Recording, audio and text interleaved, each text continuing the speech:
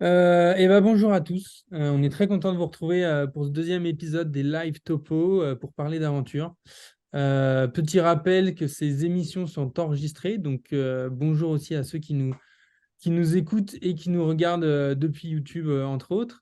Le premier live sur le sujet du voyage en train qu'on a fait la semaine dernière est déjà dispo en replay, donc vous pouvez le retrouver sur notre chaîne Protector Hunters France sur YouTube. Et ce soir, on est là pour parler de matos, de ce qu'on emmène pour vivre une aventure outdoor.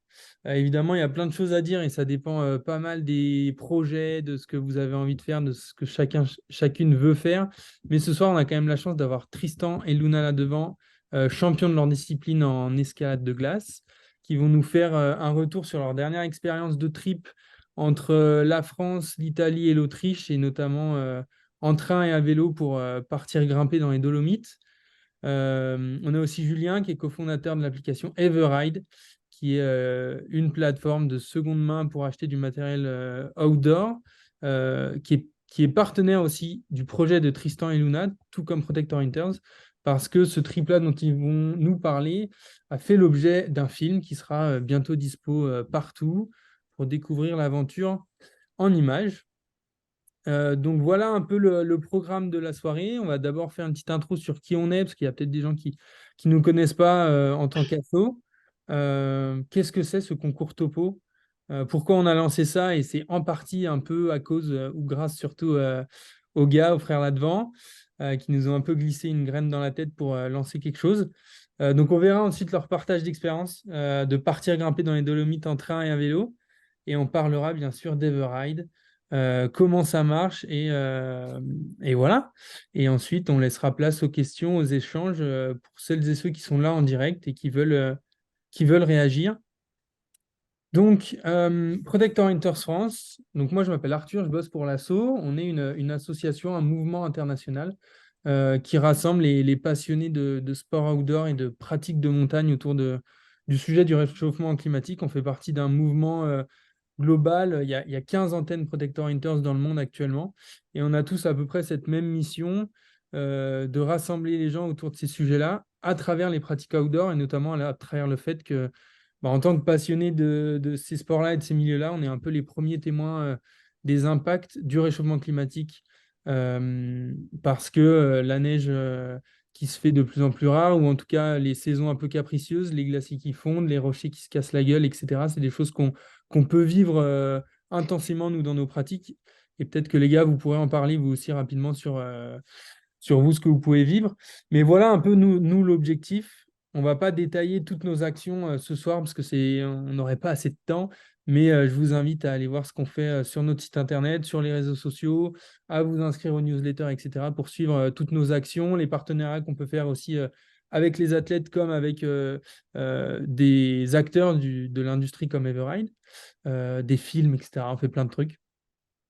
Donc voilà, et donc une partie de notre travail, au-delà de la sensibilisation, pardon, il réside dans le fait de créer de nouvelles histoires et de proposer de nouveaux récits autour de ces sujets d'engagement, de réchauffement climatique qui sont, on va pas se mentir, anxiogènes, pas toujours très sexy et un peu barbants.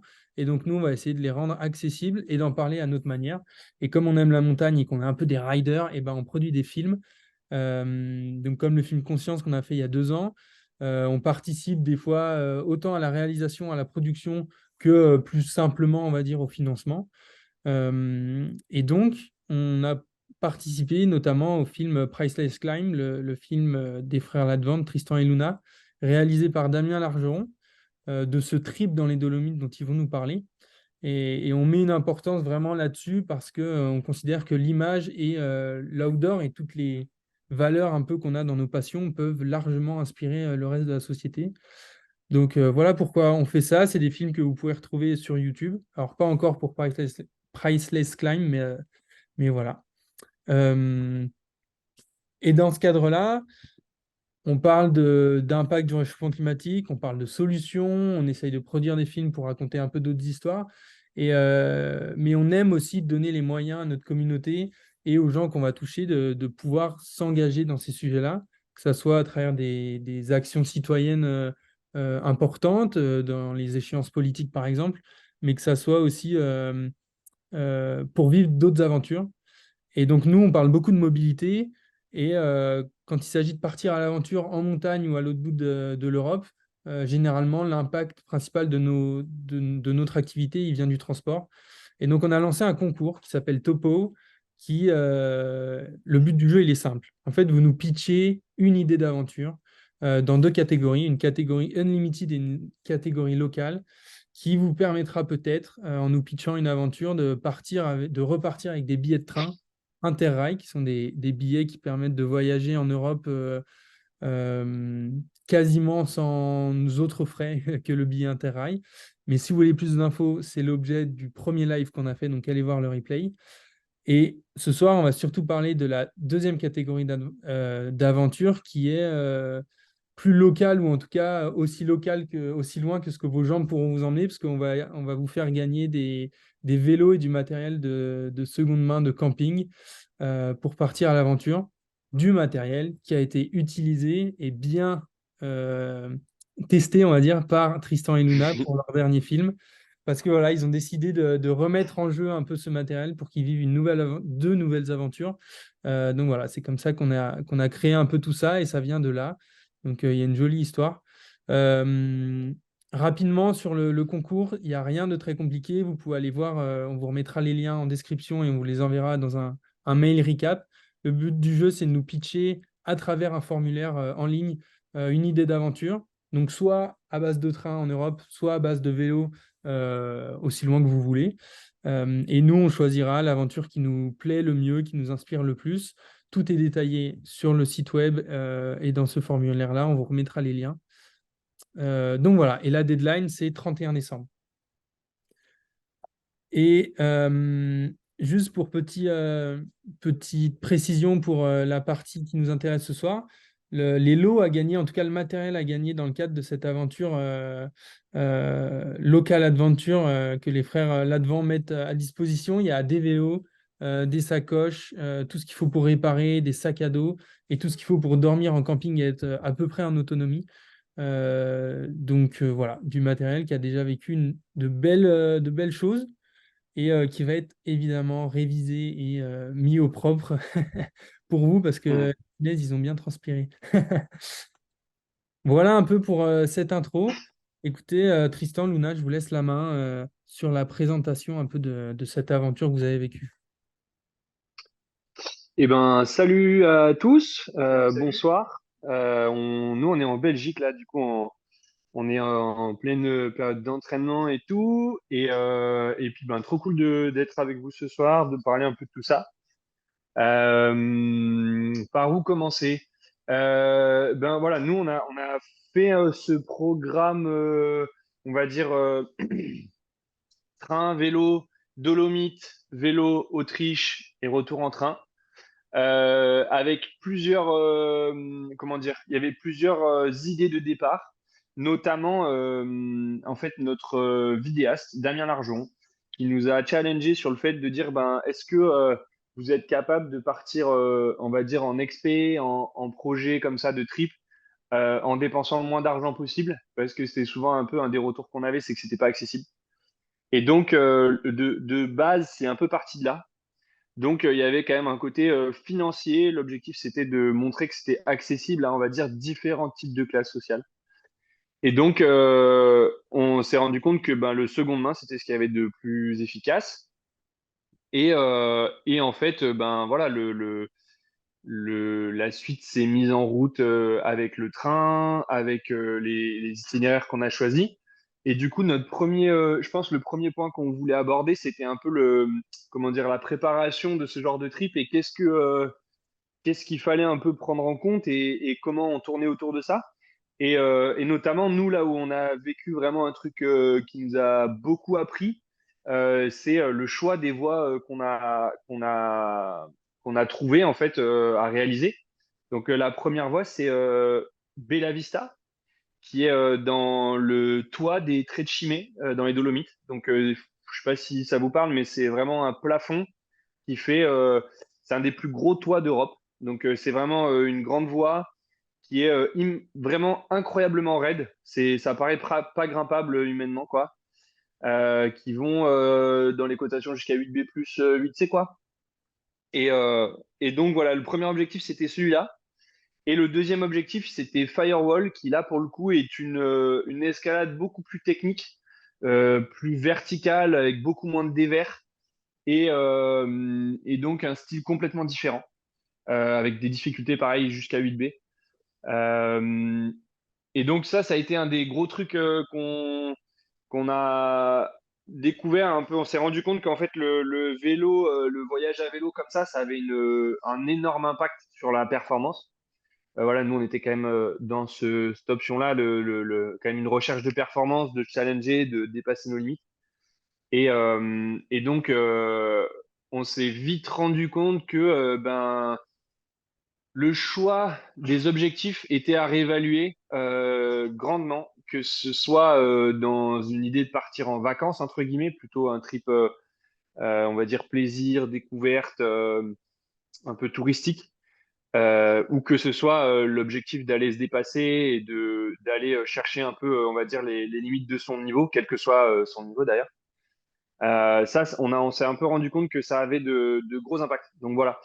En gros, pour nous, il faut vraiment, dans ce type de voyage un peu à vélo, où en fait l'approche a un énorme pourcentage d'effort physique total, on va dire, et ben il faut essayer de prendre avec une certaine logique les voies dans lesquelles on va s'attaquer à la suite, quoi.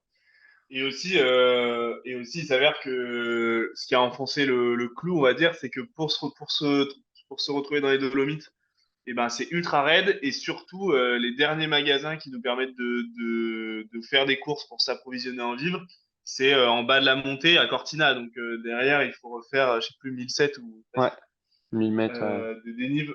Donc du coup, il y a ça aussi qui est hyper important, c'est les derniers points de ravitaillement et le dénivelé ou le nombre de kilomètres qu'il y a à faire pour arriver sur les objectifs. Parce que ça aussi, quand tu te trimbales pas mal de matériel déjà pour faire une activité, tout ça, peu importe l'activité, et ben se rajouter des vivres pour longtemps et potentiellement de l'eau, ça peut être un gros souci aussi. Donc c'est plein de détails, je pense, auxquels il faut penser un peu comme tu pourrais y penser en expé. Alors que là, tu te dis, bah tranquille, on va faire un peu du jour par jour et ça marche pas forcément. Ouais. Donc voilà, typiquement les Dolomites, c'était très ambitieux pour toutes ces raisons-là. Le profil, l'inclinaison de la voie qui demandait de grosses capacités physiques qu'on n'avait plus en fait en stock à cause du trajet à vélo, on va dire. Et puis aussi, en fait, ben, mine de rien, cette difficulté d'accès, entre guillemets, c'est-à-dire, voilà, comme dit Luna, le côté alimentaire, le côté vivre, en fait, qu'il faut trimballer sur les vélos plus ou moins longtemps, suivant en fait l'accessibilité du spot. Donc ça, c'est un des trucs voilà, qu'on n'avait pas, on va dire, je pense, on n'avait pas assez anticipé et on n'avait pas pris assez l'importance de ce genre de problème. Donc après, sur le deuxième objectif, c'est vrai que du coup, on l'a abordé un peu différemment et puis surtout, ben, ça s'y prêtait beaucoup mieux en fait. Il s'est trouvé que voilà, le dernier magasin pour faire un réapprovisionnement, il était à peine quelques heures, 2 heures, quelque chose comme ça, de vélo du camp de base. Et puis surtout un profil beaucoup moins raide, que ce soit pendant la montée à vélo, on va dire, au départ de la marche, ou bien même dans la voie où en fait, ben, c'est plus facile de jouer sur l'aspect technique de l'escalade quand on est à bout de force, plutôt que de devoir tirer sur les bras très fort, quoi. Donc voilà, nous, c'est un peu on va dire, les premiers trucs dont on s'est rendu compte, c'est ce truc-là de vraiment choisir ses objectifs différemment que ce qu'on a l'habitude de faire quand on y va en voiture. Il faut vraiment prendre en compte le vélo, à pas le sous-estimer et à notamment prendre plus de repos en fait. Ça va être un des gros challenges. Nous, sur les 3 semaines et demie de trip, on a pris 2 jours de repos et c'est pas du tout assez. Voilà, il faut, si on veut pouvoir, on va dire, profiter de l'escalade et se faire plaisir et quand même aller chercher un peu des limites et tout ça, il faut prévoir plus de repos que ça, quoi. Donc ça, c'est un des trucs importants aussi. D'ailleurs, ça fait la transition avec le point sur justement le fait de se reposer. Donc là, vous êtes parti en tente. Euh, c'est du coup plus accessible et évidemment plus respectueux, on va dire, que d'aller dans des gros hôtels, etc. Bon, après, ça dépend de la période sur laquelle on part. Mais c'est quoi, ouais, votre retour là-dessus? Est-ce que tu arrives quand Ouais. même à bien te reposer en tente ou alors c'est juste que vous n'avez pas pris assez de temps Bah, pour nous, c'était même. Nous, ouais, même c'est pire. Nous, c'est que à la base, ben, on voulait pas du tout payer, ne serait-ce que du camping ou quoi, vu que l'idée, c'était de réduire les dépenses au maximum. Et vu en fait le temps qu'on avait et le nombre de kilomètres qu'on avait à faire et tout, on a vraiment joué le jeu de s'arrêter à l'arrache au plus rentable. Donc, on s'est retrouvé vraiment à dormir dans des parcs sans pouvoir mettre de tente. On a Euh, fait beaucoup, beaucoup de nuits à la Belle Étoile, en Ouais, fait. on a fait beaucoup de nuits à la Belle Étoile dans les endroits où c'était pas forcément le mieux pour se reposer. Donc non, on n'a clairement pas passé des super nuits. Bien que quand tu es fatigué, tu te rends compte que quand même tu peux dormir sur un banc comme un SDF, ça passe assez bien. Euh, mais ouais, je pense qu'il y a moyen de, justement, en ayant un peu plus de temps, en étant un peu plus chill, tu peux vite fait quand même te trouver des petits spots pour justement poser une tente et être vraiment en mode camping, à prendre plus le temps et à profiter plus. Ça, c'est Ouais. sûr. Ouais, Et nous, au avant, final, la tente a vachement servi une fois qu'on était, entre guillemets, installé au camp de base de l'escalade. Et là, à ce moment-là, on montait les tentes. En dehors de ça, au final, on a souvent dormi. En fait, il y a pas mal d'endroits où ça marche bien, une fois que tu as compris, sur Google Maps, en cherchant un peu pendant la journée à vélo, de trouver en fait les spots qui vont être pas trop loin de la route que tu utilises. Et donc, ouais, on a souvent fait les parcs parce qu'en fait, bah, souvent c'est fermé la nuit et t'es tranquille. Ou alors, dans pas mal d'endroits, c'est assez pratique tout ce qui est terrain de foot, parce qu'il y a des tribunes, donc souvent t'es abrité. Ou alors, bah, notamment en Autriche, où ça se fait assez bien, tous ces espèces de ponts qui sont couverts, qui permettent de passer en piéton, en fait, au-dessus des rivières. Ça aussi, c'est assez facile, là, ça marche assez bien. Et ça permet de gagner le temps de trouver voilà, vraiment un espace où tu peux planter la tente. Mais si l'objectif, c'est pas forcément de cutter dans le budget, c'est sûr qu'une nuit de repos avec une douche chaude dans un camping, ça a quand même un impact qui est vraiment cool, je pense, sur le trip en lui-même.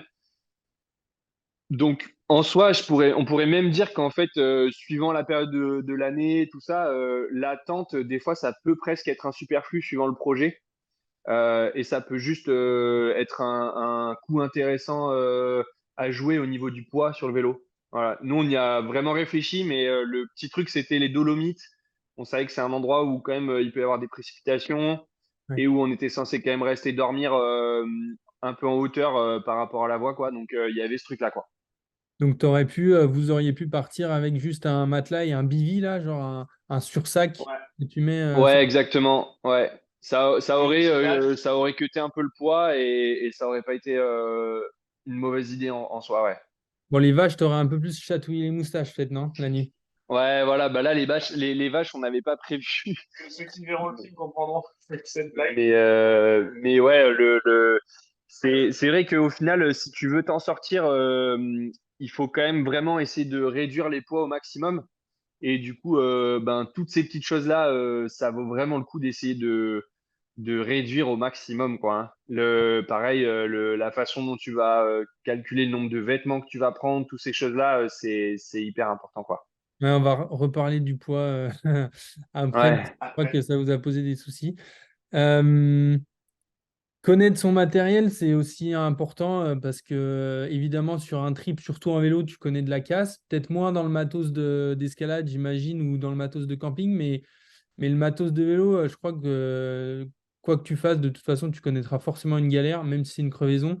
Ça, Ouais. c'est un point aussi important pour vous.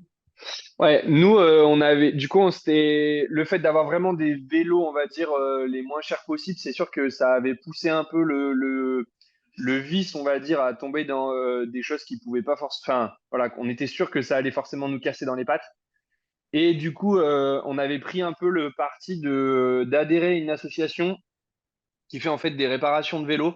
Donc, en gros, c'est comme un garage partagé. Donc, il y a des horaires d'ouverture. Nous, je crois que ça s'appelle la roue libre où Ouais. on a été, il me semble, à Chambéry. Et en fait, c'est hyper bien. Je crois que l'adhésion, c'est quelque chose comme 20 € l'année avec je sais plus combien d'heures de conseil en plus. Et donc, c'est vraiment pas cher. Et c'est hyper bien parce qu'en fait, quand tu viens sur les horaires d'ouverture, il y a plusieurs personnes qui sont quand même assez spécialisées et qui s'y connaissent très bien en réparation. Et avec ça, tu as accès du coup bah, à l'espace pour travailler, qui est quand même vachement plus agréable que de se retrouver à bricoler à moitié dans ton salon, à pas vouloir salir, et où du coup tu le feras pas en fait. Alors que là, ben c'est top. Tu as des gens qui vont t'aider à comprendre comment ça marche un vélo, parce que voilà, nous par exemple, on n'était absolument pas cyclistes, on n'a jamais trop fait de vélo de notre vie, et du coup, on n'y connaissait rien.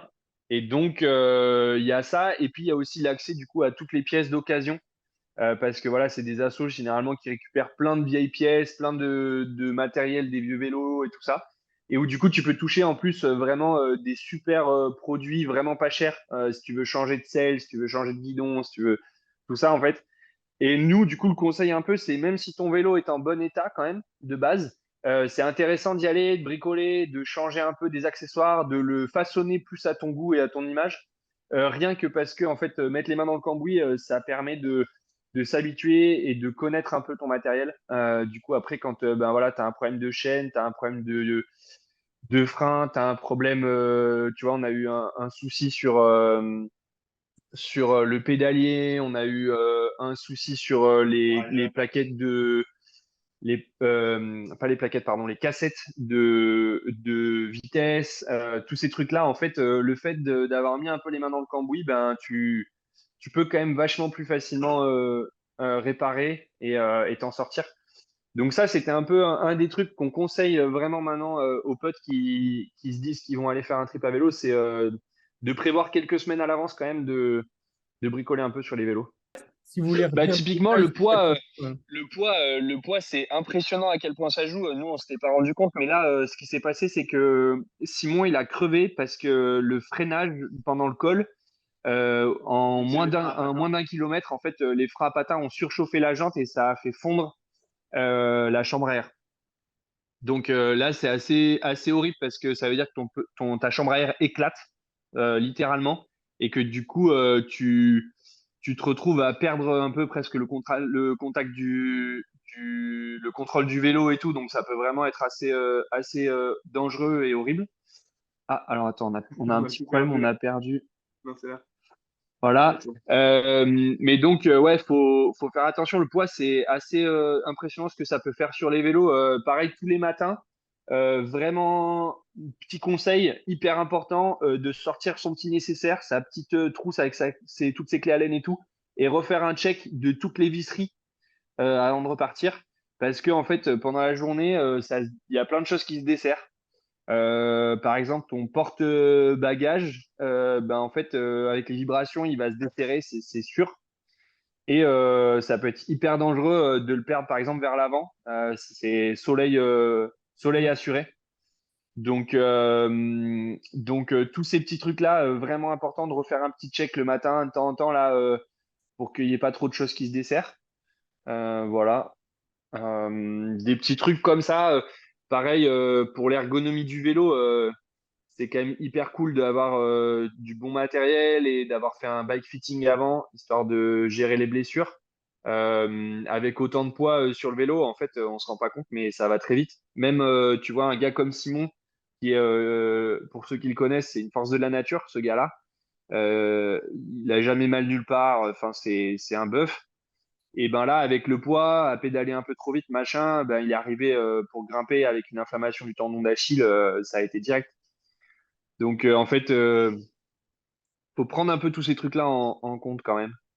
du coup, on peut dire que, enfin, on en reparlera peut-être en conclusion, mais l'aventure accessible, oui, mais faut, si tu le fais avec du matos d'occasion, faut quand même bien connaître ton matos et des vieux vélos, peut-être. Ouais, comme tu disais, bike fitting, c'est quoi? Tu peux expliquer?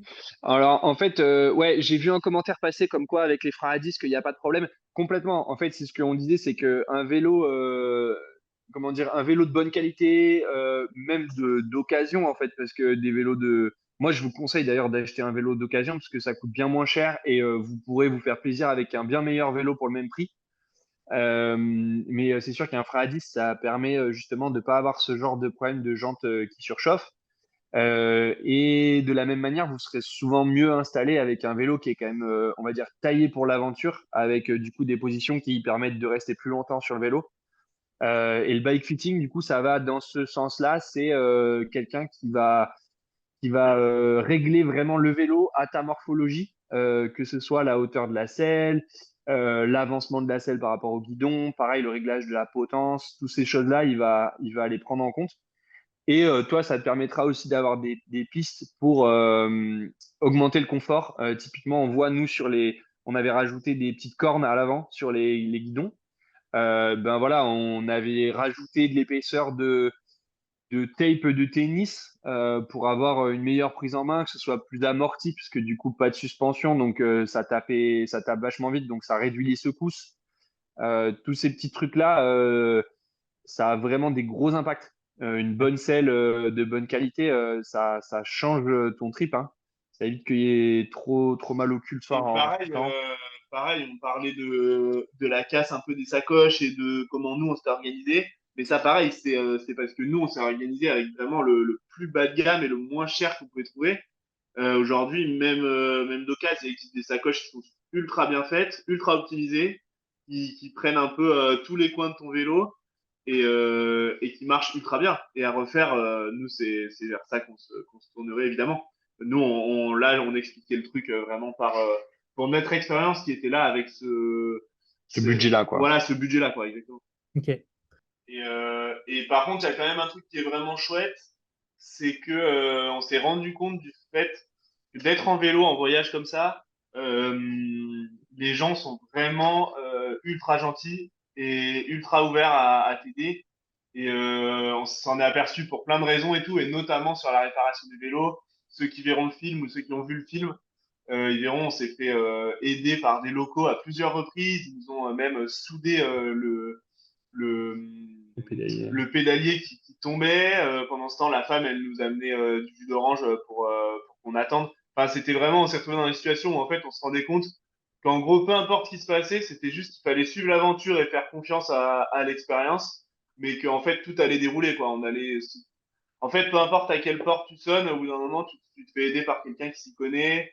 Voilà. En fait, au début, on a stressé et on s'est vite rendu compte qu'en fait, ça allait bien se passer, quoi. Peu importe ce qui se passait, en fait. Et ça, c'était assez incroyable. Après, on s'est même fait inviter à dormir chez des gens dans Innsbruck, juste parce qu'en fait, ils étaient aussi en train de voyager à vélo. Du coup, on a fait une nuit quand même dans le dur, dans une coloc. Voilà. Enfin, il y a quand même pas mal de trucs comme ça qui se passent et qui font que même si tu t'y connais pas du tout en vélo, tout ça, tu arrives à t'en sortir. Et ça, c'est cool. Ouais, donc le vélo est vraiment un outil aussi de rapprochement et Ouais. Hmm. d'immersion quand tu fais un trip, quoi. Ouais, Bah, ouais, complet. C'est comme si, en fait, à vélo, t'inspirais vachement plus la confiance et la sympathie des gens que tu croises. Et Mm. c'est sûr que du coup, tu rencontres différemment les personnes que tu croises sur la route. C'est pas du tout la même approche et le même retour. D'habitude, en trip grimpe, nous, on discute qu'avec les grimpeurs qu'on croise en falaise, on va dire. Parce que c'est vachement plus dur de se rapprocher des locaux quand tu es en van. Tu es moins bien vu, en fait. Ok. Et Voilà. donc, c'était un choix là, de partir à vélo. Vous aviez aussi des objectifs de grimpe. Tu parlais tout à l'heure un peu de la difficulté d'allier les deux, la performance que vous voulez faire dans certaines lignes, certaines voies, mais aussi le fait de faire des approches à vélo. Je crois aussi que du coup, ça vous a permis si vous refaites ça, vous ne referez pas de la même manière, si je comprends bien. Ouais, complet. Ben, déjà, je pense que, en fait, on avait déjà fait, nous, un coup avant ça, un tour dans le Vercors, où on avait, pareil, allié plusieurs voies. Et en fait, je pense que ça, c'est un des trucs qu'il faut vraiment se poser comme question. C'est soit l'objectif, c'est d'enchaîner plusieurs lieux et plusieurs voies, on va dire, dans le même trip. Et à ce moment-là, il faut vraiment soit avoir pas mal de temps, soit vraiment prendre beaucoup de marge en termes de niveau, c'est-à-dire diminuer énormément les cotations, par exemple. Soit, si l'objectif c'est vraiment de faire de la performance, moi ce que je conseillerais maintenant en ayant vécu ces expériences-là, c'est de partir sur un seul objectif et du coup de pouvoir avoir le temps d'y accéder, le temps de se reposer, le temps de grimper. Parce que en fait, le vélo, ça vient vraiment puiser profond dans les réserves et on s'en rend pas trop compte, mais ça a beaucoup plus d'impact sur l'escalade que ce que ça n'y paraît. Et le Vercors, c'était pareil. En fait, on avait fait un tour et en fait, ça nous avait mais fumé. On avait mis plusieurs semaines à récupérer vraiment en entier parce que ben voilà, tu fais du vélo tous les jours, tu grimpes tous les jours. Là, on faisait même on grimpait, on faisait le vélo dans la même journée. Donc, c'est voilà. Je pense qu'il y a ce truc-là qu'il faut vraiment calibrer de choisir ses objectifs en fonction aussi du vélo vraiment en premier. Et est-ce que tu dirais aussi qu'en fonction du style de pratique de grimpe, on va dire, t'adapterais aussi parce que tu n'as pas besoin du même matos pour chaque type d'escalade? Ouais, bah ça c'est sûr. Nous, par exemple, on devait prendre quand même des jeux de coinceurs, par exemple, des Friends. Bah, on avait aussi le matos pour filmer, donc on devait aussi un peu aider Damien à porter, parce que lui, il avait encore plus lourd que nous, sinon. Donc ça, c'est des trucs où, dans un sens, on s'est un peu tiré des balles dans le pied, mais c'était aussi le jeu et c'est ce qu'on voulait faire. Mais oui, oui, il y a moyen de partir quelque part, faire que du bloc et de louer des crash pads quelque part. Il y a moyen, enfin, il y a moyen de faire pas mal de choses si jamais on est plus ou moins motivé de porter, de faire des kilomètres. Il y a moyen de faire plus de trains et d'aller dans des endroits où en fait il y a très peu de vélos à faire. Hein. Il y a quand même pas mal d'endroits où au final, Nous, on aurait pu ouais, énormément ouais, plus de trains. on aurait pu faire plus de trains. Nous, c'est un choix aussi où on voulait tester le vélo justement et voir comment ça allait. Donc Ouais. je pense, pareil, ceux qui ont vu ou ceux qui verront le film, ils verront que des fois on est un peu pessimiste et on en a joué parce qu'on trouvait ça rigolo. Mais la réalité, c'est qu'on a ultra kiffé et que on le referait à 200% juste en changeant quelques détails. Et, euh, et voilà, c'est surtout ça en fait. Ouais. Et Je là, pense du qu'il y coup, a, vas-y, il y vas-y. a un vrai truc, est-ce que l'objectif c'est enfin voilà, nous l'objectif c'était de ressentir un peu ce qu'on peut ressentir quand on part en expédition à l'autre bout de la planète, dans des trucs où tu es isolé, tout est un peu complexe et où généralement c'est des semaines qui sont intenses et dures. Là, l'objectif c'était un peu de retrouver ça, donc c'est sûr qu'on a poussé le vice. Mais le matériel d'occasion, par exemple, ne rime pas forcément avec de mauvaise qualité ou qui va casser ou quoi que ce soit. C'est souvent simplement une question de prix aussi, parce que voilà, nous, l'objectif, c'était vraiment d'être au minimum financier, mais des vélos, par exemple, on aurait pu en avoir de bien meilleure qualité, juste à peine plus cher. Nous, là, on avait vraiment pris les fonds de garage de nos arrière-arrière-grands-pères, quoi. Mais c'est possible de faire les choses, on va dire, du coup, plus léger aussi. Parce que nous, là, on était à 52 kilos roulants, Entre 52 et c'est-à-dire 57, ouais. vélo plus matériel, on était à 52, 57 suivant les parties du voyage, ce qui est énorme. En réalité, on peut être bien en dessous si justement le matériel est d'un peu meilleure qualité, on va dire, et plus performant. Donc tout ça aussi, je pense, ça fait partie on va dire un peu des choses à négocier suivant ce qu'on veut faire, quoi. Je sais pas si tu voulais parler du poids, tu disais peut-être parler plus en détail. Alors peut-être Ouais, qu'on ouais, peut, carrément. Tu peux en dire plus, ouais. En gros, nous, on était parti sur le trip de se dire que on avait très peu de nourriture sur les vélos, sauf au dernier moment quand il fallait prévoir du coup l'autonomie. Généralement, on parle de entre 5 et une semaine d'autonomie, 5 jours. de 5 jours à une semaine d'autonomie, ce qui représente quand même pas mal de nourriture. Euh, mais, euh, mais du coup, par contre, le reste du temps, on n'avait quand même pas ce poids-là sur les vélos. Après, il faut compter généralement d'avoir 2 litres à 2 litres 5 sur chaque vélo d'eau pour tenir la journée et avoir une petite marge de sécurité aussi le soir suivant où tu t'arrêtes. Donc ça, c'était un peu les trucs qu'on a vus. Et après, généralement, le top, c'est d'arriver à pareil, avoir des points de ravitaillement pour ce qui est gaz, histoire de pas forcément avoir tout le gaz pour tout le trip sur les vélos. Tous ces petits trucs-là, c'est hyper important du coup de les prévoir, on va dire vraiment en amont, de la même manière que l'itinéraire, parce que ben, suivant quel vélo tu as, tu vas pouvoir utiliser différents types de routes et ça va avoir des gros impacts sur la vitesse de progression. Et le poids notamment aussi, c'est-à-dire que si tu as prévu d'avoir des passages sur piste, voire sur single, donc des petits chemins, et ben le poids, ça va être encore plus important de le diminuer parce que sinon tu vas augmenter ton risque de casse sur les vélos. Donc voilà, c'est tout des trucs qui, au final, tout est lié et faut faire vraiment gaffe à tout ça. Du coup, c'est aussi un problème pour la grimpe parce que des fois, tu vas avoir tendance à vouloir trop diminuer ton matériel, c'est-à-dire tu vas peut-être prendre une paire de chaussons en moins. Du coup, s'il y en a un qui perd un chausson, ben des fois ça peut être vraiment complexe. Les dégaines, ben faut arriver à trouver le juste milieu entre pas en prendre trop et pas en manquer. Si tu pars sur un projet un peu montagne, ben du coup tout ce qui va être les jeux de friends et tout, faut quand même arriver à rester en sécurité tout en pas se surchargeant quoi. Donc tout ça, c'est vraiment, le mieux, moi, ce que je conseille, c'est un petit tableur Excel avec une liste de matos qui est quand même bien remplie, voire de mettre les poids pour que tu aies une idée quand même qui se construise au fur et à mesure et pas arriver au dernier moment avec un vélo ultra lourd au moment de partir alors que tu as ton billet de train au dernier moment. Nous, c'est un peu ce qui s'est passé où les copains sont arrivés à la maison parce qu'en fait sur le trip on n'était pas tout seul. Il y avait Simon Welfinger aussi, l'alpiniste, qui était avec nous. Et après il y a Thomas Johannes qui nous a rejoint.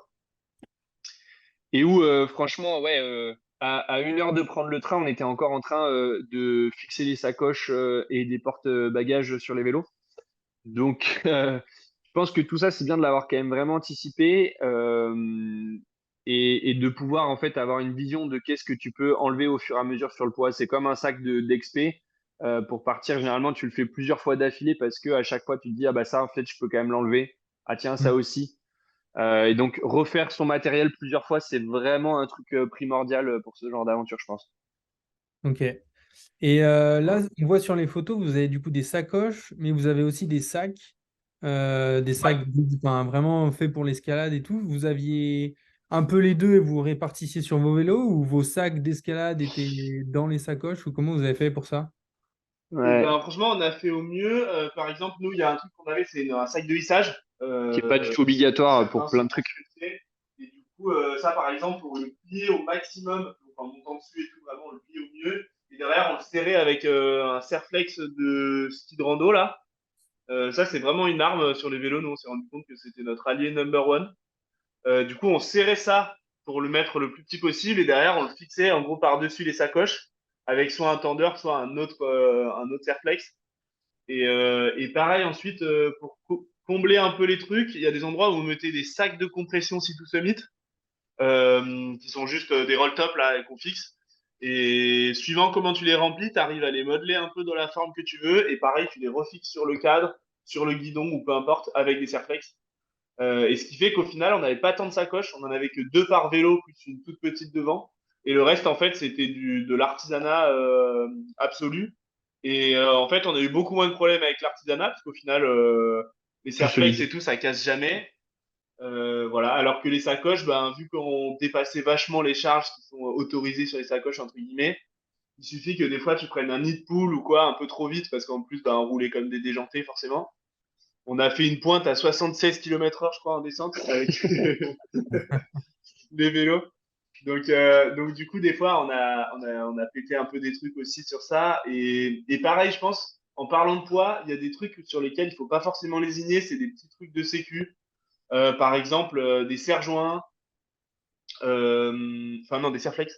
Ouais, les petits Serflex, Des petits avoir trucs, des petits trucs pour bricoler comme du ça, du scotch, scotch du américain, scotch américain, des trucs comme ça. Ça permet. des petits colliers de plomberie là qui se serrent au tournevis. Ça, c'est Ouais. pareil, c'est tout con, mais ça peut vraiment aider à réparer une pièce sur le go, quoi. Et Et du coup, voilà. ouais, ce genre de truc, c'est vrai que c'est quand même une arme parce que ça fait quelques grammes en plus. Par contre, ça te sort de quand même énormément de situations. Donc, je pense que ça, c'est un bon truc aussi en parlant de poids. Voilà, typiquement. Du coup, ouais, les sacs étanches, c'est vraiment top. Et en fait, ouais, ces espèces de serrage pour le ski de rando, ça, c'est vraiment un truc, on en avait plein parce que ça sert pour tout plein de choses. Bah là, on voit Simon, du coup, sur le vélo de Simon, là, où il y a le casque sur le bord, les deux serre-flex, enfin, les deux attaches de rando, en gros, ils servent à solidifier l'attache de la sacoche. Parce que sinon, ça a cassé. Voilà. Et du coup, c'est juste ça solidifie le truc et du coup, ça bouge pas. Voilà, plein de choses comme ça. À chaque fois, Et ça après, fonctionne bien. typiquement, par rapport au portage, donc c'est vrai on était obligé, nous, d'avoir un sac de hissage pour les grandes voies parce que c'est des styles de grandes voies où tu es obligé d'hisser ton matériel. C'est pas obligatoire dans plein de trips grimpe et du coup, ça permet d'avoir des sacs qui sont plus compressibles et plus transportables. Et du coup, nous, après, les deux autres sacs qu'on avait tout le temps, c'était des sacs très compacts, très légers, qu'on pouvait facilement enrouler et foutre sur les vélos. Et après, on avait fait des systèmes, on le voit sur la photo où on est devant la face, là, tout à gauche. Moi, j'ai les sacoches, du coup, que je rajoute par-dessus le sac de grimpe et qui me permettent d'en fait porter vraiment tout mon matériel directement du vélo au camp de base sans faire trop de Tetris ou quoi que ce soit. Juste, je remplis mon sac de grimpe et ensuite je mets les sacoches directement sur le sac. Et en fait, ça marche très bien et ça permet de ne pas partir avec des sacs énormes en plus des sacoches, quoi. Ok. Donc voilà, il y a pas mal de petits bricolages comme ça, mais ça permet d'économiser un peu du poids. Ouais, trop Pareil, bien. Simon, c'est pareil, il rajoute, tu vois, un sac par-dessus le sac, en fait, un sac de transport en plus. Donc voilà, on faisait un peu comme ça. Ok, trop bien. Et du coup, il nous reste des petits tips encore. Je crois que vous parliez ouais, des applis à utiliser. Tu parlais de l'itinéraire tout à l'heure parce que Ouais, bah, selon le vélo et selon ce que tu es capable de faire, c'est bien de l'anticiper, quoi. ouais, complètement. Ben, nous, on a beaucoup jonglé entre Komoot et Google Maps. Et Komoot, c'est vraiment bien pour plein de raisons. Déjà, tu peux télécharger ton itinéraire en hors connexion. Et ça, c'est quand même vraiment bien parce que ça permet de ne pas être embêté dans les endroits où tu n'as pas de réseau, où c'est un peu la dèche. Et surtout, c'est assez optimisé en termes de. Il y a vraiment, c'est bien fait avec les explications de combien de pourcentage de ton trajet tu vas faire sur route, sur piste, sur single, et du coup, quel type de revêtement tu vas rencontrer. Et ça, c'est un peu le truc. Là, on voit typiquement la photo à droite en bas, là. On est en train de pousser les vélos. Et ben, en fait, on en a eu pas mal des galères comme ça. Parce que sur certains points de l'itinéraire, en fait, ben, on s'était pas beaucoup, comment dire, on s'était pas peut-être pas assez renseigné sur prendre des informations à différents endroits. Et du coup, ben, quand tu te retrouves comme ça à pousser un vélo qui fait 50 kilos, ben, c'est hyper fatigant et surtout tu perds énormément de temps. Et en plus, il faut être hyper méticuleux parce que dès que tu roules dans ces trucs-là avec un vélo qui est pas forcément adapté, ben, ça abîme énormément. Donc, tu voiles tes roues, tous ces trucs-là, en fait, ça a des gros impacts. Donc, Komoot, c'est vraiment bien. Et après, un double check avec Google Maps pour avoir, on va dire, d'autres options d'itinéraire. En sachant que Google Maps a aucun scrupule à te faire passer sur une piste forestière en te disant que c'est une route. Ça, c'est typique. Donc, voilà, nous, Komoot, c'était un peu la base principale et Google Maps, c'était la sécu en plus et le petit plus. Mais il faut vraiment pas lésigner sur prévoir ses itinéraires parfaitement à l'avance et Et, prendre le temps. et à l'inverse, nous, de temps en temps, on s'est retrouvés, alors des fois involontairement, des fois volontairement, mais dans des tunnels interdits au vélo, parce que bah, ça nous faisait gagner du temps, et on était dans un esprit d'avaler les kilomètres le plus vite possible aussi, vu qu'on était quand même, on devait respecter un certain timing. Et du coup, pareil, à l'inverse des singles, on s'est retrouvé dans des tunnels avec des 35 tonnes qui nous passent à 1 mètre, à 1 mètre de nous. Donc ça aussi, c'est assez, ça peut devenir assez cocasse quand même. Et Garance demande dans le chat si enfin, vous êtes parti avec zéro carte papier. Ouais, nous, on avait fait le choix de ne pas prendre de carte papier parce que aujourd'hui, nous, on fonctionne beaucoup avec les imageries. En fait, je pense que c'est un réflexe d'Alpi qu'on a, où en fait, on n'utilise plus aujourd'hui, nous, les cartes papier. On utilise beaucoup Iphigénie pour ce genre de truc-là. Ou les cartes, des fois, qu'on a sur les espèces de GPS comme les Garmin InReach, qu'on utilise beaucoup, nous, en XP pour déclencher les secours aussi. Donc, au final, on sait qu'on a toujours une carte qui sera à jour. Et de toute façon, on Mais a des batteries auxiliaires, des panneaux ouais, solaires et tout ça, donc on peut pas non plus trop tomber en rate de batterie. ouais. Mais après, c'est sûr que oui, la carte papier, Ça ça peut peut être avoir une option un aussi. intérêt. Ouais. Et là, tu parlais de GPS, on voit que sur les vélos, vous avez plutôt vos téléphones fixés sur le devant. Euh, Ouais, Ça alors aussi, nous, on n'est pas très fan du GPS de base. Mais là, ouais, nous, ce qu'on fait, on a pas mal découvert ça. On l'utilise pour plein d'activités. C'est, on met en fait à l'arrière de nos téléphones. Là, je sais pas si vous voyez, mais en fait, on a du scratch autocollant comme ça. Et en fait, ça, c'est top parce que ça sert pour tout. Donc, sur la potence du vélo, on a le mâle. Sur l'arrière du téléphone, on a la femelle. Et en fait, on avait comme ça toute la journée le téléphone qui était en itinéraire, accessible pour quoi que ce soit, même pour communiquer des fois entre nous quand il y avait un peu d'espace qui se creusait.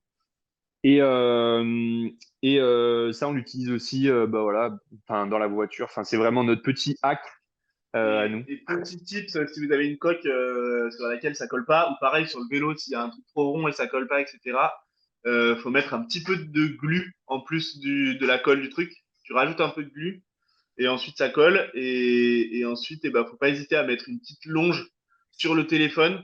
Si jamais vous avez peur de le faire tomber, vous pouvez mettre une petite cordelette, soit en perçant la coque, soit il y a des coques qui l'ont déjà. Vous faites passer une petite cordelette.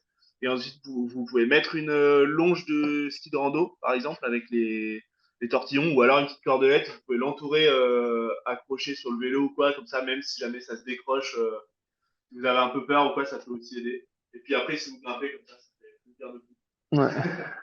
les petits Voilà, tips nous, c'est un peu pas les chers, petits tips pratiques. Exactement. pratiques et pas Voilà, chers. Trop bien. pratique et pas cher. Non, mais voilà, c'est un peu les trucs comme ça. Ouais, bah là, on voit du coup un peu comment on a organisé la bouffe. C'est vrai que au final, ça fait vite du poids. Euh, voilà, donc il faut prévoir aussi ça en termes de rangement, en fait. C'est-à-dire que quand on part généralement de la maison avec le vélo, il n'y a pas tout ça dedans. Et donc, il faut aussi prévoir cet espace supplémentaire de rangement qu'il faudra négocier ensuite dans le trip, en fait. Ouais, moi, tu m'as même parlé aussi du fait que faut regarder sur ton itinéraire où est-ce qu'il y a des points de ravito typiques des magasins, Ouais, parce que sinon, tu es obligé, tu disais tout à l'heure, de redescendre et de remonter, quoi. ouais, complet. Bah, en fait, dans la planification de l'itinéraire, je pense qu'il y a tout ça qu'il faut prendre en compte. C'est bah, suivant à quel point, on va dire, tu pars en mode route, il faut prévoir quand même ben, plus ou moins combien de kilomètres tu vas réaliser chaque jour, histoire d'avoir une idée de vers où tu vas t'arrêter pour dormir. Du coup, par rapport à ça, ben, où est-ce qu'il va y avoir les magasins? Voir les villes. Nous, généralement, au final, on s'est rendu compte qu'on s'arrêtait souvent soit dans un village, soit à la sortie d'une ville ou d'un village pour dormir, souvent plutôt qu'à l'entrée, parce qu'au final, ben, ça nous permettait de faire un ravito le soir si on n'arrivait pas trop tard, ou de manger au resto, ou bref, tout ça. Mais ouais, c'est quand même assez important ce truc-là. L'alimentation et pareil pour l'eau, en fait, ça permet du coup de trouver un point d'eau avant de se coucher. Le fait de passer par un village ou une ville. Donc, petit tips, pareil, les cimetières, c'est assez bien parce qu'en fait, il y a toujours de l'eau dans un cimetière et c'est de l'eau potable. Et du coup, c'est le coin facile s'il n'y a pas forcément de fontaine ou de choses comme Les ça. cimetières et les complexes sportifs. Les Ouais, trucs, ouais, les stades, les trucs un peu comme ça. Trop bien. voilà. Est-ce que, ouais, moi, ce que j'en retiens, c'est que tu as beau prévoir, de toute façon, ce sera jamais comme tu as prévu. Et c'est un peu ça aussi pour vous, l'aventure, c'est le côté on s'adapte, parce que c'est beaucoup de ça, de ce qu'on a parlé. Ouais, complètement. Enfin, en tout cas, nous, c'est ça qu'on va rechercher, en tout cas, aussi, je pense. Et c'est là où je pense qu'on en revient au point de départ, qui est l'objectif du trip, qui est vraiment beaucoup plus important que dans plein d'autres trips à vraiment être clair avec tous les membres de l'équipe aussi, si tu pars à plusieurs.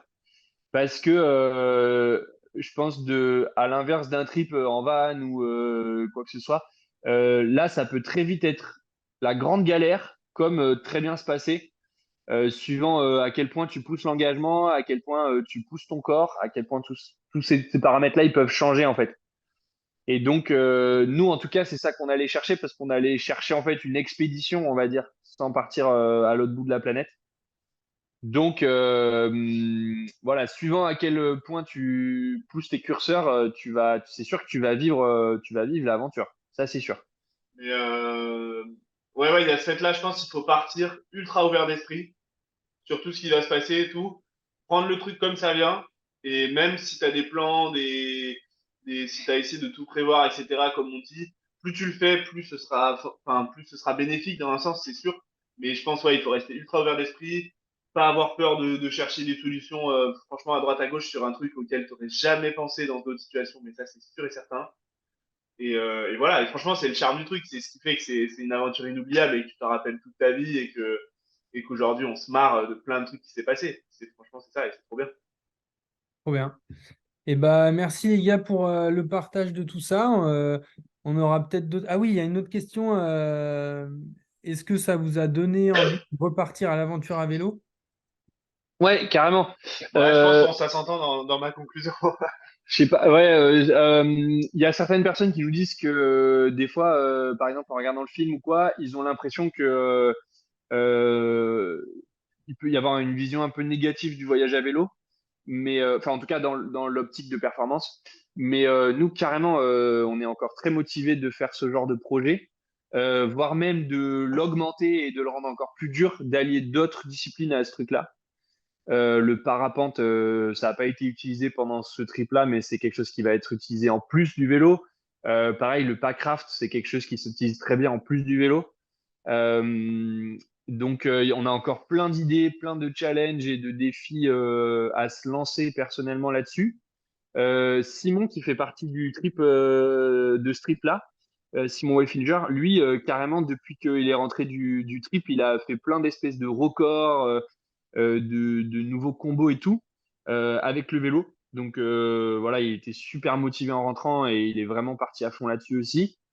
Et nous, clairement, ça va être quelque chose qui va être fait. Je pense qu'au printemps, d'ailleurs, prochain, on va sûrement refaire pas mal de trucs comme ça pour préparer, tu vois, une expé en altitude parce que, mine de rien, ça te fout la caisse à fond de faire ces grosses journées là, les unes après les autres.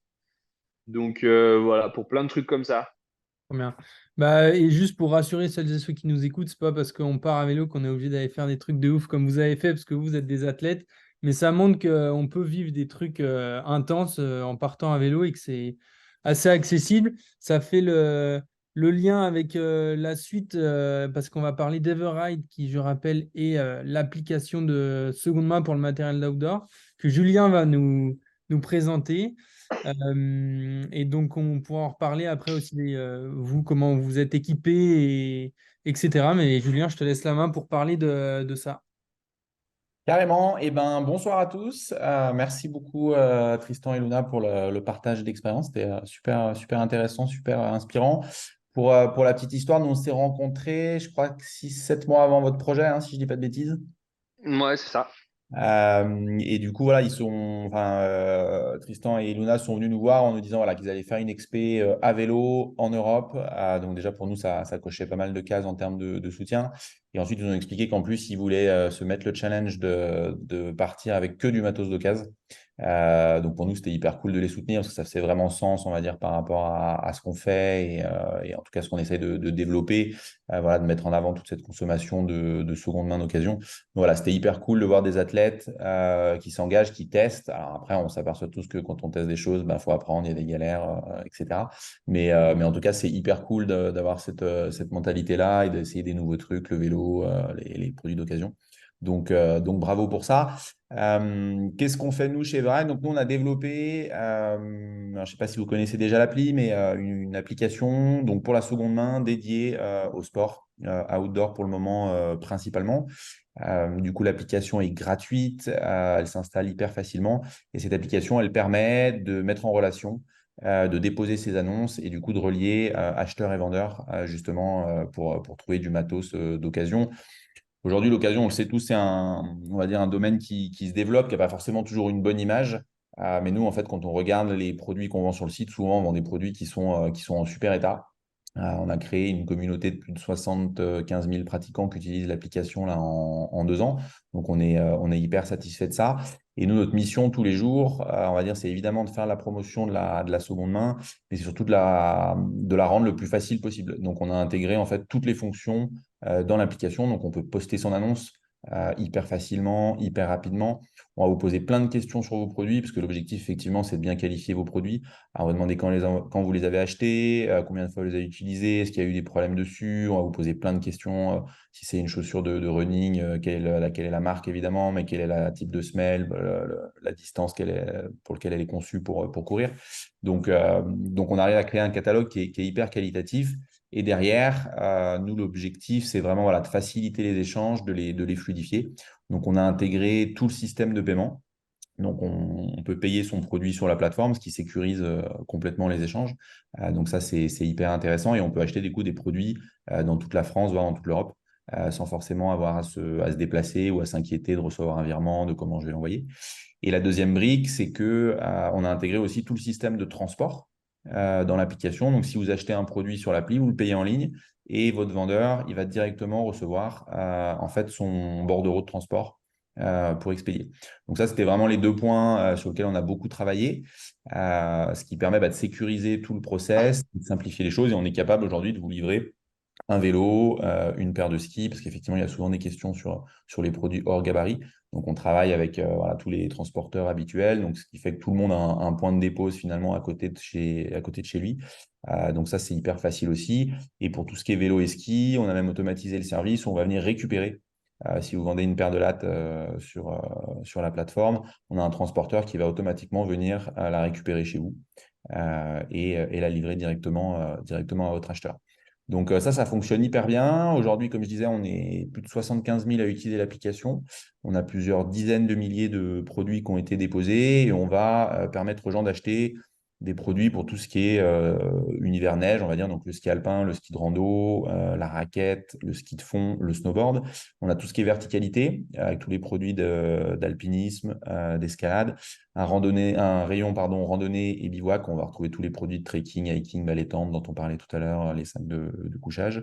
On fait bien sûr aussi tout ce qui est running, trail running, tout le vélo, les produits de vol, parapente principalement, et puis tous les sports d'eau comme le kite, le surf et le paddle aussi. Voilà. Donc on a essayé vraiment de regrouper au même endroit tous les produits et vous pouvez acheter et vendre sur la plateforme aussi bien les équipements que le textile, que le footwear et également les accessoires.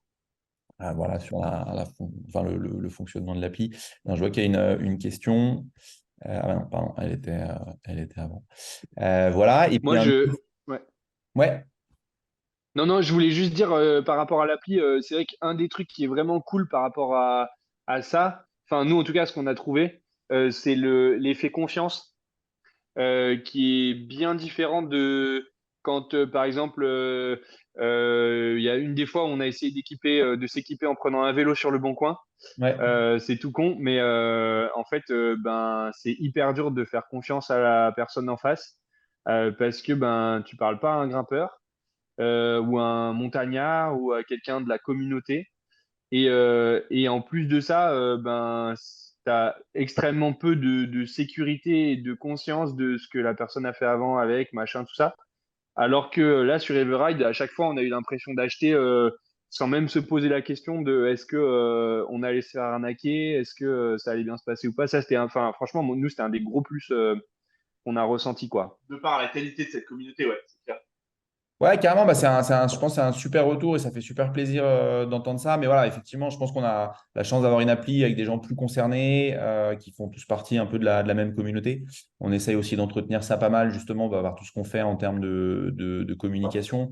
Et je pense qu'aujourd'hui, on a aussi mis en place tout un système de notation, de choses comme ça, qui fait que en fait, si on joue pas le jeu correctement sur la plateforme, rapidement, on ne peut plus y avoir accès. Donc pour nous, c'est hyper important, effectivement, de garder cette qualité cette honnêteté, on va dire, dans les échanges. Et puis, du coup, il y a tout un système de chat aussi qui est intégré directement sur la plateforme qui permet aux gens hyper facilement d'échanger entre eux en toute sécurité. Voilà, on est soutenu dans cette initiative par pas mal d'athlètes, notamment par Kylian Jornet, mais aussi Xavier Thévenard, Xavier Delerue, Liv Sansos, voilà, qui soutiennent aussi le projet. Je pense que c'est des gens qui passent beaucoup de temps en montagne et comme nous tous se rendent compte effectivement de l'évolution rapide du terrain de jeu. Et donc, ils avaient à cœur effectivement de faire la promotion de tout ce qui est matériel d'occasion. Aujourd'hui, on sait qu'à peu près 20% du bilan carbone d'un pratiquant outdoor vient justement du matos, hein. Il y a une grosse part qui est sur le transport, parce que c'est vrai qu'on a vite tendance à se déplacer pour grimper, pour rouler, pour skier.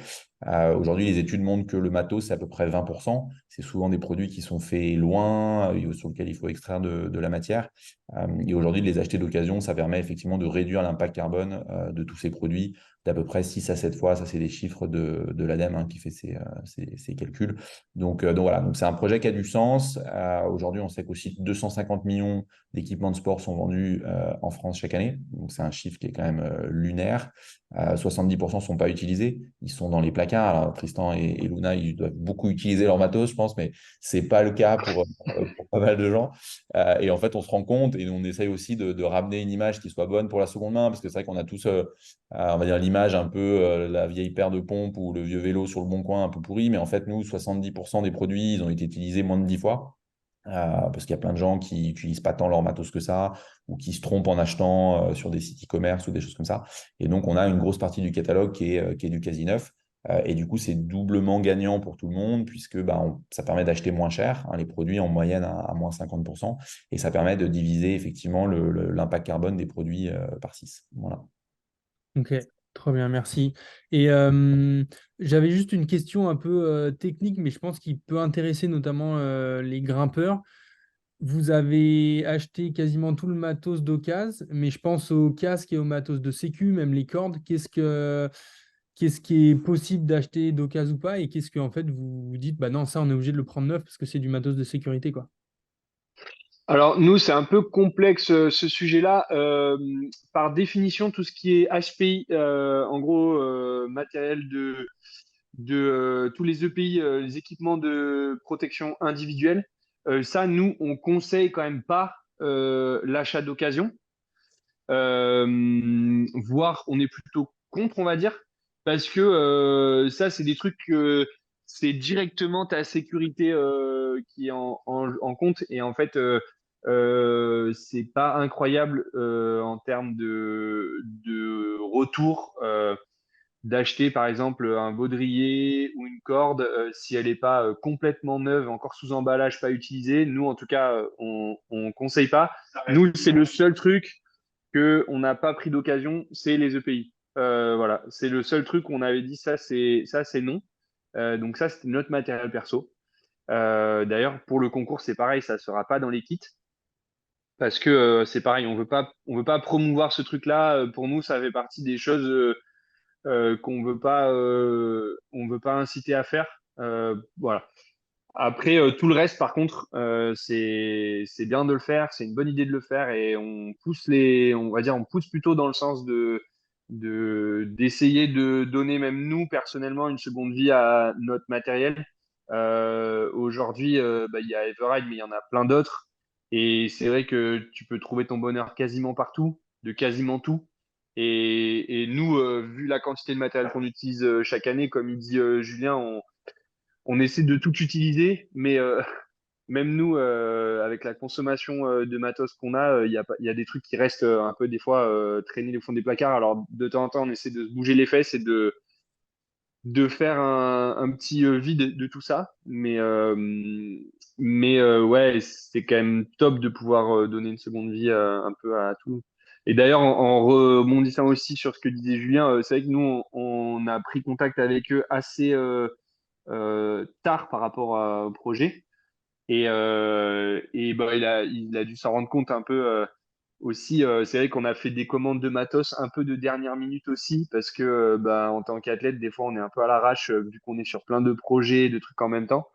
Et de voir qu'au final, ça rentre dans les timings, même un peu de dernière minute, tu arrives à être livré rapidement, tous ces trucs-là. En fait, c'est quand même, il y a très peu de contraintes, on va dire, ajoutées au fait de faire de la seconde main. Et du coup, même ça, c'est quand même cool de voir que ça fonctionne bien, quoi. Trop bien. Clairement. Ouais, vas-y. Non, non, je voulais dire, non, non, c'est hyper cool effectivement d'avoir des feedbacks utilisateurs. Et c'est vrai que voilà, notre objectif, c'est vraiment de sécuriser, de fluidifier et de dire qu'on peut finalement acheter de l'occasion quasiment aussi facilement que du neuf. Parce qu'en fait, les gens, on se rend compte que si c'est compliqué, si c'est risqué de pas recevoir son matos ou de pas être payé, bah, en fait, c'est des freins qui sont majeurs. Et je pense qu'on a réussi à réduire ça de 90 ou 95% justement avec l'appli qui permet de faire tout ça hyper facilement, quoi. Trop bien. Et Mm, les EPI, du coup, vous en avez. Enfin, comment vous êtes positionné Ouais, là-dessus? alors les EPI, c'est un sujet qui est toujours hyper compliqué. Je ne vais pas forcément aller dans le détail, mais non, on ne fait pas la promotion de la vente de pays d'occasion. Rapidement, le droit français est plus ou moins clair là-dessus. Les professionnels n'ont absolument pas le droit de revendre des Ok. EPI d'occasion. En particulier, les textes ne sont pas hyper clairs. Nous, on veut pas l'encourager clairement. Ce qu'on s'est aperçu, c'est qu'en fait, des EPI, il y en avait à vendre partout. ouais. Bon Coin, sur Vinted, sur les groupes Facebook, que chez nous, ils sont flagués, ils sont répertoriés. Donc, les gens, quand ils postent un EPI, on les prévient. Quand ils achètent un EPI, on les prévient.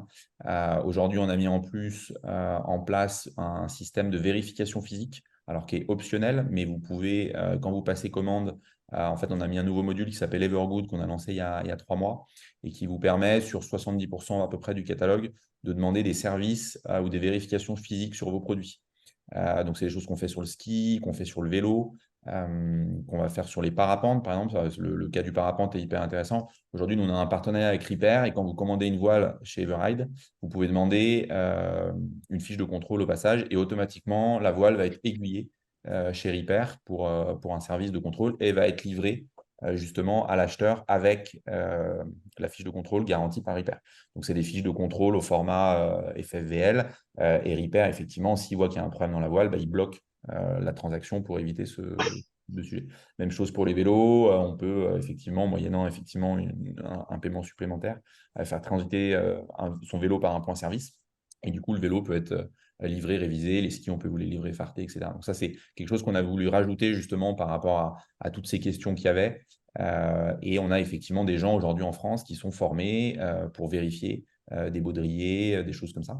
Et du coup, on peut faire transiter effectivement les équipements par chez eux pour vérifier tout ça. Mais effectivement, on Ouais. encourage principalement la vente de pays.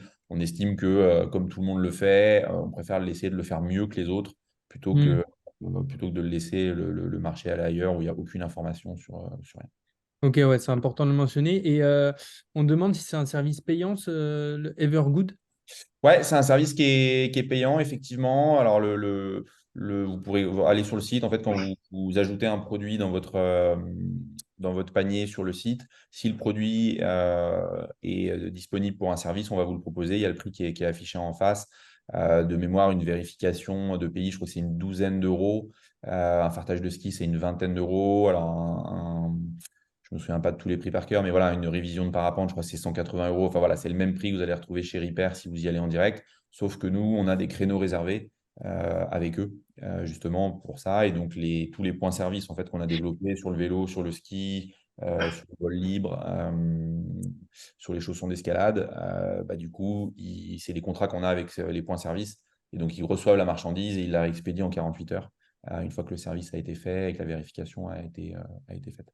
Donc, c'est plutôt cool. Même chose sur le textile. S'il y a des gens qui préfèrent recevoir leur textile lavé ou leurs chaussures désinfectées, c'est des services aujourd'hui qu'on fournit de façon optionnelle et qui effectivement sont payants en plus. Ouais. Moi, j'ai une question, ça fait le lien un peu, on parlait de prix. C'est quoi le budget de tout ça Ouais. pour chaque personne? C'est quoi le budget d'un équipement, vélo, camping, enfin tout ce que vous avez acheté?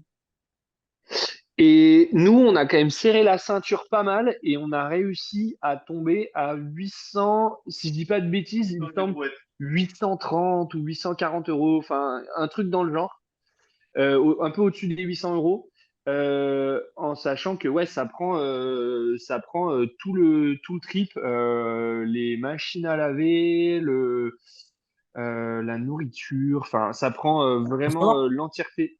Pardon? Le transport aussi? Ça prend le transport, donc le pass Interrail, par exemple, ça prend le pass Interrail en compte.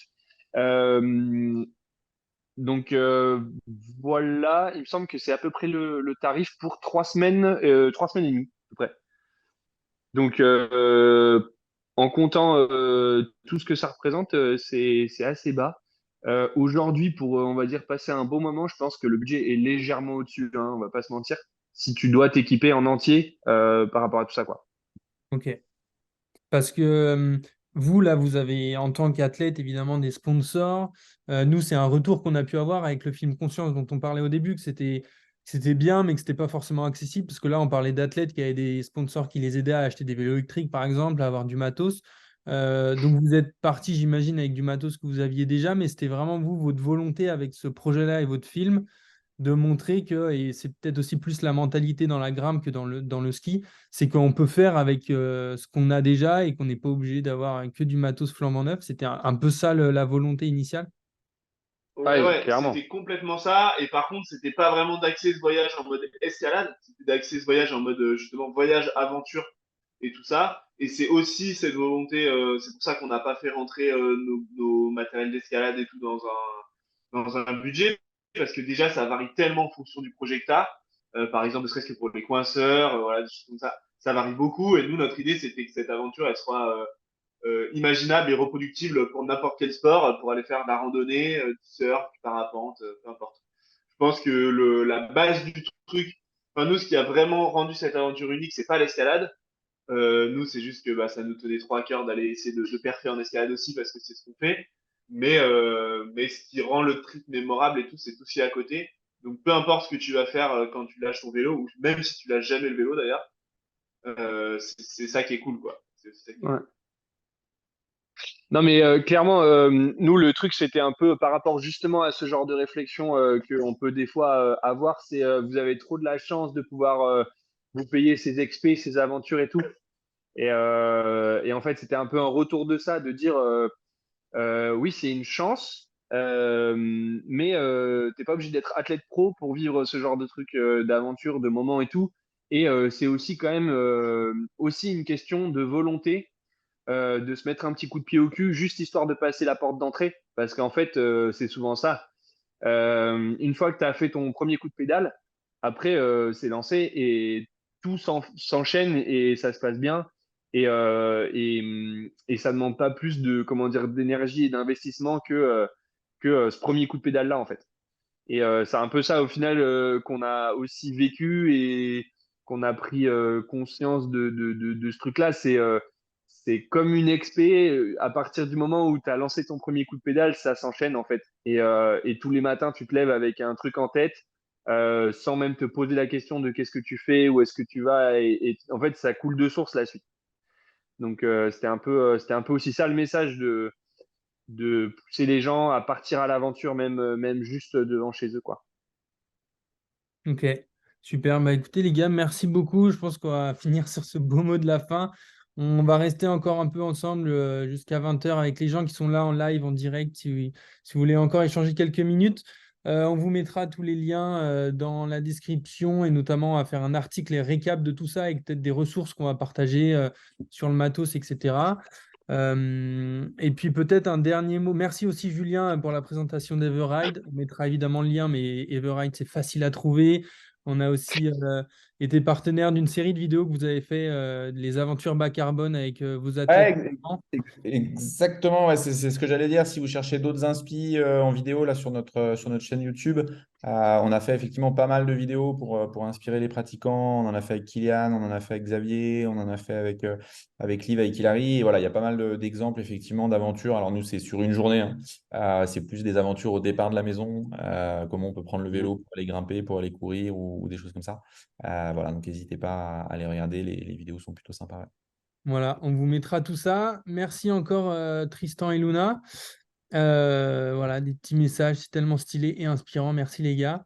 On se retrouve nous tout de suite après. Et puis peut-être un dernier mot sur la dispo du film. Est-ce que vous avez une idée de quand il sera visionnable? Peut-être si vous avez des dates là, de festival qui arrivent bientôt ou sinon dispo sur... Alors, ouais, alors là, il va être diffusé le 1er décembre à Autran, au Festival de montagne. Je sais qu'il y a deux, trois projections qui sont prévues en Belgique aussi. Et après, au fur et à mesure, sur nos réseaux sociaux, on mettra aussi les prochaines diffusions. Et ça ne devrait pas non plus trop tarder à être sur la chaîne YouTube de- Sûrement, ouais, on ne sait pas exactement, mais ça va être sur YouTube accessible assez rapidement, donc on tiendra aussi au courant. On repartagera tout ça. Ouais, nous, un des petits trucs qu'on voulait aussi dire en plus, je pense que c'est vraiment chouette si ces aventures-là, elles arrivent à inspirer du monde. Nous, en tout cas, ça nous motive de continuer à en faire et c'est cool de voir qu'il y a de l'engouement autour de ça et que ben, déjà les partenaires nous suivent. Du coup, d'ailleurs, merci à Protect Our Water, merci à Everride, merci à tous les autres partenaires qui ont joué le jeu parce que des fois, c'est pas facile aussi en tant qu'athlète de proposer des projets comme ça qui sont pas forcément non plus, on va dire, des choses qui vont avoir les mêmes impacts médias ou je ne sais quoi que des grands trucs en Himalaya ou je ne sais quoi. Et du coup, voilà, je pense qu'il y a aussi ce truc-là de créer, on va dire, ces nouvelles façons de faire des aventures et que ça ait un côté stylé. Je pense que ça, c'est important. En tout cas, merci messieurs pour ce live. Merci d'avoir été présents, d'avoir partagé tout ça. Et puis, on se retrouve bientôt pour voir votre film sur grand écran. Allez, ciao. Merci à Merci à tous. tous. Ouais, Merci merci. beaucoup, bonne soirée.